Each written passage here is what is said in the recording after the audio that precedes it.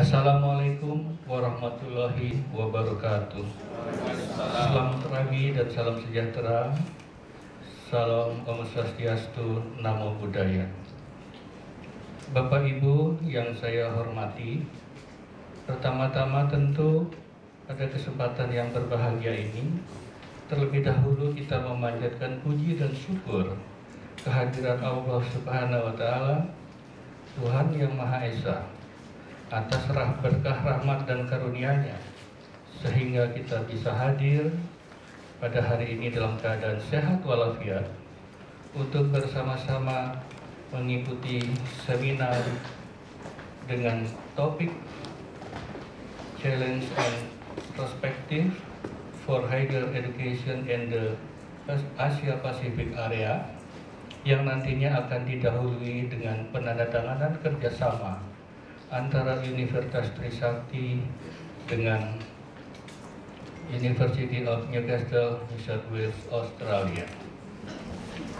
Ladies and gentlemen, first of all, we would like to thank the Honorable Speaker, Professor Dr. Stephen Kos from University of Germany, also Dr. Antony Drew from University of Newcastle, where I actually the alumni, and then Vice Rector, Dr. Hen Wangania, and also the Dean of the Faculty of Law, University of Trisakti, Dr. Komang Suka'arsana, M.H. And we know that the Industrial Revolution is characterized by Internet of Things, by artificial intelligence, robotics, also by big data and e-learning and many things. So in MIT, even MIT is private university, but already open study program by massive online open courses. In fact, now not only in MIT, but in Newcastle, I'm sure, also already having some type of massive online open courses. Because my previous supervisor, Professor Heller, contacted me around maybe 1 year ago. That he said he opened online courses. Where we are in the 21st century is at a really interesting point in time. We are seeing great changes happening in terms of information communication technology. Great changes happening in terms of globalization. And those effects of globalization are impacting on many different areas of social life and of society. One of the things that I have been working on for the last 5 years with colleagues from a great number of different countries, professors from different countries, is developing a theoretical framework to help us to better understand how, as societies are changing with the impacts of the forces of globalization, of information technology, of greater connectedness, how we're likely to see higher education change moving into the future.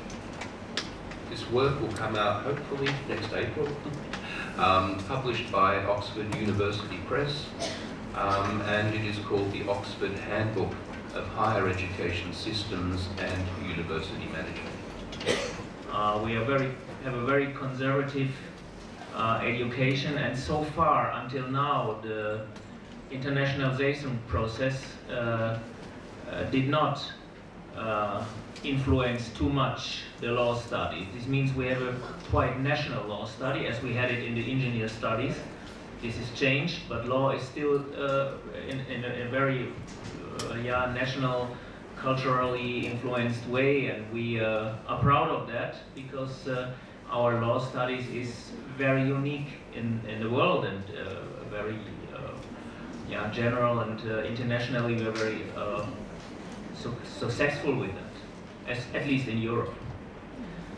If we talk about United States, maybe the needs are different than if we talk about Indonesia. In Indonesia we have, as I know, around 4,000 or 5,000 universities of very different quality. And I don't want to talk about Trisakti now. Trisakti is a good example, but we have Cilacap, Yeah, we have universities in Sumatra, we have universities in Semarang, more or less good universities, where I have the impression that not even 20% of the students and also of the docents can understand English, where not even the rector is able to make a simple conversation in English.